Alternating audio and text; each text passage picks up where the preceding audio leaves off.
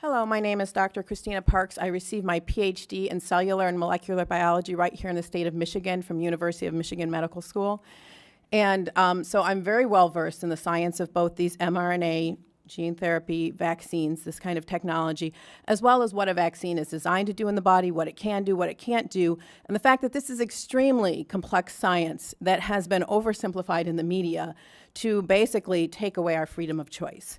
What I want to address today in this limited time is the fact that vaccine requirements and mandates are based on the faulty assumption that the vaccines in question prevent transmission of the pathogen, right? Does the vaccine for DTaP prevent transmission? No. Does the vaccine for flu prevent transmission? No.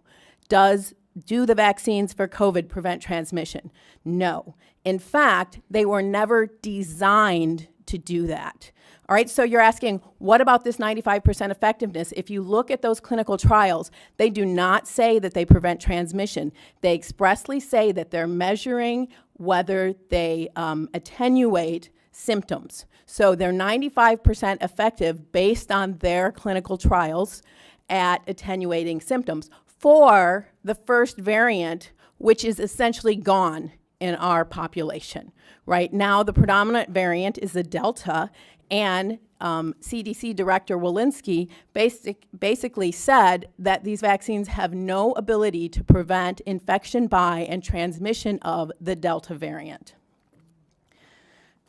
So our policy needs not to be built on the hope of what we think something we want it to do, but what the data actually tell us. So do these viruses do the vaccines prevent the virus from infecting and replicating in the nose and nasopharynx? No. They've only been shown to prevent that replication in the lungs. They're different. The mucosa is very different than the lungs. It's very different than the blood. You inject it to the blood, you make antibodies in your blood. The virus isn't infecting your blood.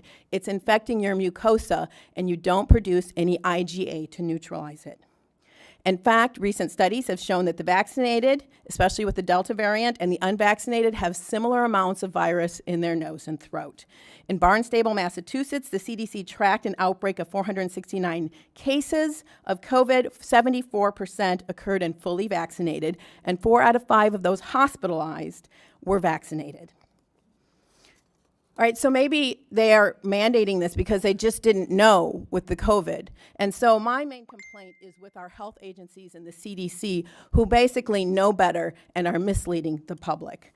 So let's look at DTaP, which the scientists and the CDC have known since 2014 that the acellular pertussis vaccine does not prevent people from getting infected with the pertussis bacteria and passing it to others. In fact, it was never designed to do that. The vaccine was designed to neutralize the pertussis toxin. Pertussis, we know it as whooping cough. It can be fatal for children under 6 months. So neutralizing this toxin saves lives, all right? I'm not going to debate that. But what it doesn't do is neutralize the bacteria. So what happens is fully vaccinated children go to daycare, they pick up that bacteria, and they come home and they give it to their newborn brother or sister. They get deathly ill, and they go to the hospital. Hopefully, our medical professionals are able to save them. But who do they blame? Now the CDC is blaming anti-vaxxers for the limitations of this vaccine design. I suggest that they be transparent and tell parents that although it is preventing severe disease in their children, it is not preventing transmission because we have created a whole class of asymptomatic pertussis carriers who are increasing the disease. Now, the old DTP vaccine that many of you who are my age or older got did prevent transmission. When we switched to the safer acellular version, they knew that it was never designed to prevent transmission. It was safer, it had less adverse events, but pertussis cases have gone through the roof. There's a resurgence in pertussis because of the design of the vaccine, and the vaccinologists know this. They're trying to address it, and so we cannot mandate that something that does not prevent transmission. All right, what about the flu vaccine? Well, they have shown that basically there's no difference, there's no statistical difference if you're vaccinated or unvaccinated, whether you get the flu or not. But it's even worse because although that first year it is somewhat effective, it's about 65% effective at preventing symptoms in you, after that, it actually has negative efficacy. And I want to address this because it's very important. Vaccines are made to a specific variant, and when that variant mutates, the vaccine no longer recognizes it. And so it's like you're seeing a completely new virus. And because that's so, you actually get more severe symptoms when you're vaccinated against one variant, and then it mutates, and then your body sees the other variant. So there's the potential, and the science shows that, in fact, with the flu, if you get vaccinated in multiple years, you are more likely to get severe disease, you are more likely to have more viral replication, and you are more likely to be hospitalized, both in adults and in children. We are seeing the same thing in COVID with the Delta variant. And so we are mandating that people get a vaccine that could actually make them more sick when they're exposed to the virus. In fact, this week, a paper came out, and what it showed is that with this Delta variant, when you're vaccinated, your body makes antibodies that are supposed to neutralize the virus. But they were supposed to neutralize the old variant. When they see this new variant, what they're doing is the antibodies are taking the virus and helping it infect the cells. All right, that science was just published this week. We need to be looking at the science, and we need our policy to reflect the science, and we also need it to reflect our rights. Okay.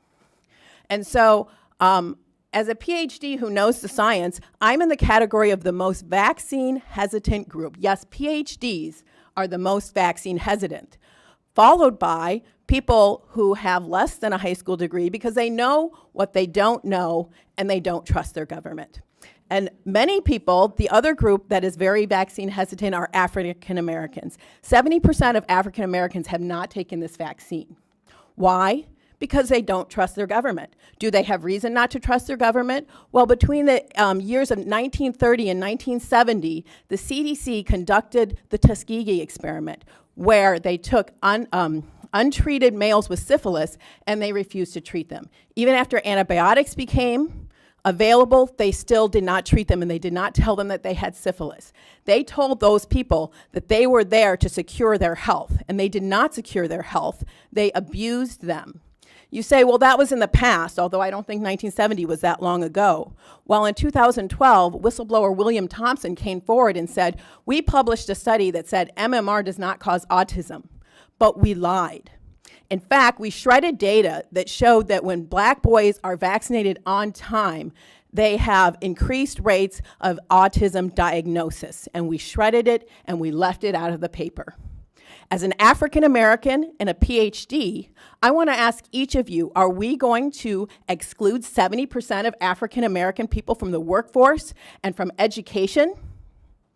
Right, my ancestors did not work this hard. I come from a family that worked very hard, and I'm very aware that my privileges are dependent on the work of my grandmother and my great-grandmother, and I have great respect for these people that put me where I am. And yet you're telling me that my son will not be able to be educated if, based on the history of African Americans in this country, that he doesn't want to be vaccinated? All right, so I will leave you with that question. Who are we going to exclude from the workforce? Are we going to continue with discrimination and segregation in the United States of America? Thank you.